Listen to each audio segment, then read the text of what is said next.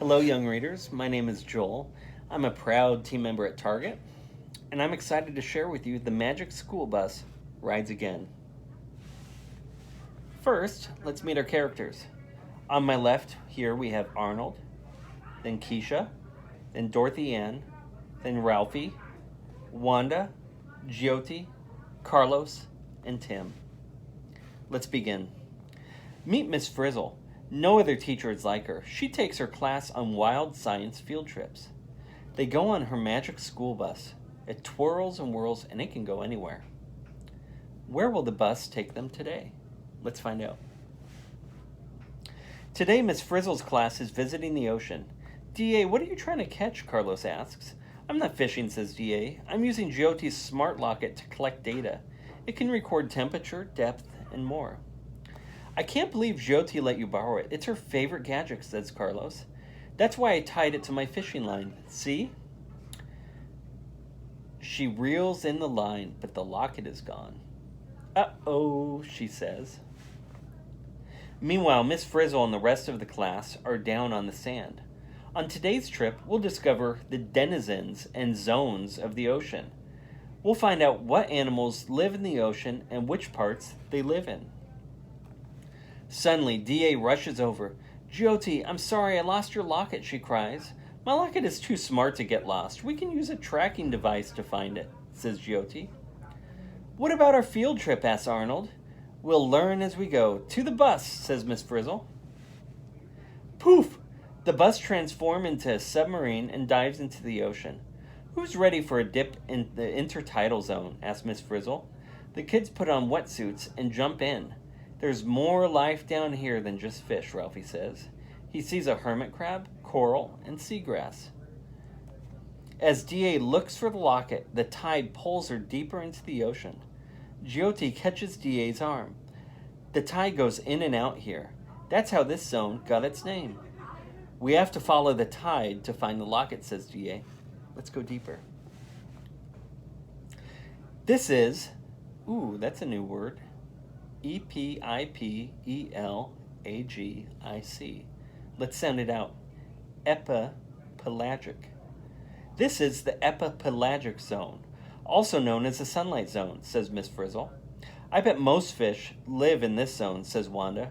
Correct, 90% of sea life is found in this zone, Miss Frizzle explains. I have the locket's signal, cries DA. It's down there, but Miss Frizzle won't let the kids go any deeper. Back on the bus, she explains, water is really heavy. The deeper you go, the heavier it gets. If you swam down there, the pressure would feel like a baby elephant is sitting on you. We can't stop now. Look, the locket is sending video, says Jyoti. Whoa, it's so dark down there, says Carlos. Well, water blocks sunlight. The deeper you go, the less light there is, explains Tim. But on the bright side, the dark is full of surprises, says Miss Frizzle. I don't do surprises, cries Arnold. Like that. Suddenly a sea monster appears in the locket's video. We can't get my locket if it's guarded by a monster, cries Jyoti. That's no monster. It's a goblin shark, says Miss Frizzle. We can't give up, says DA. We need more data. She searches on her tablet. Only about 5% of the ocean has been explored. There's no data to help us. I'll never see my locket again, cries Jyoti. We can do it, says DA. We need to sneak past that shark. We are now entering, another new word. Mesopelagic. We are now entering the Mesopelagic zone, also called the Twilight Zone, Miss Frizzle announces. This is my worst nightmare, Arnold cries. I think it's pretty. Look at all those twinkling lights, says Wanda. Whoa, those lights are fish. They can make their own light, asks Carlos. Miss Frizzle nods. It's called bioluminescence. But isn't that dangerous, asks Keisha. Just then, the fish disappear. Wow, the light from above helps them camouflage, says Carlos. As the class goes deeper, the bus's lights land on some red creatures. How come we didn't see them before? They're bright red, says Jyoti. Well, when there's so little light, red is the first color to disappear, says Tim. Miss Frizzle turns the bus red, and it sneaks past the shark. The bus is about to get the locket, when a squid reaches out and grabs it first. Follow that squid, cries D.A. The bus dives again, chasing the squid deeper into the ocean. Good news! The squid dropped the locket, says Miss Frizzle. Bad news, it fell into the... here's another new word. Bathypelagic. Bad news, it fell into the bathypelagic zone, says D.A. We're 5,000 feet down, and the pressure weighs as much as an adult elephant, says Jyoti. And there's zero light, says Wanda. That's why this is called the Midnight Zone, says Miss Frizzle. I bet nothing lives down here, says Carlos.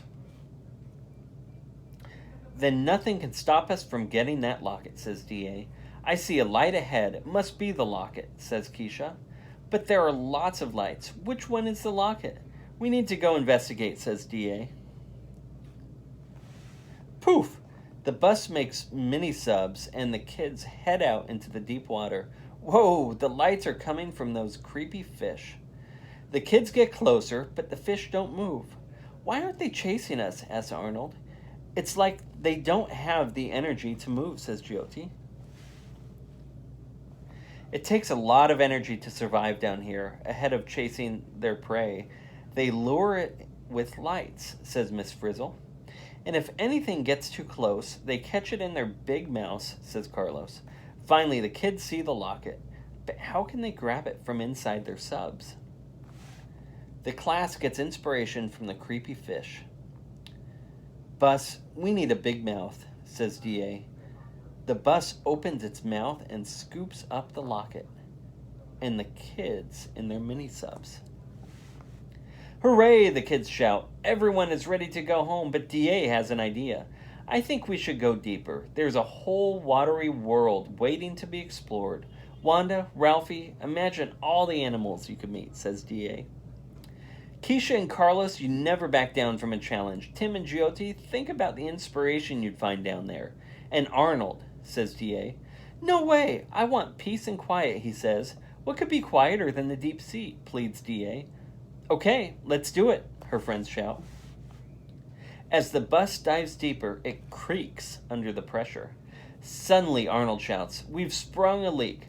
Bus, do your stuff. Fix those leaks, says Ralphie.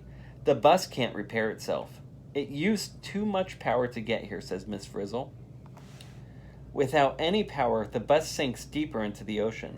Welcome to the abyssal pelagic zone, Miss Frizzle says.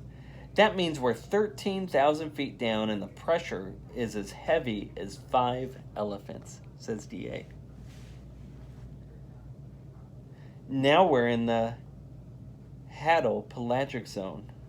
We're 36,000 feet down and the pressure is as heavy as 5,000 elephants, says Miss Frizzle. How can we survive, cries Jyoti. If life can survive down here, so can we, says Miss Frizzle. But I don't see any life, says Ralphie. Miss Frizzle points out some tube worms. To survive, the tube worms change the chemicals coming from inside the earth into food, she says. If the worms can turn the chemicals into food, so can the bus, says D.A.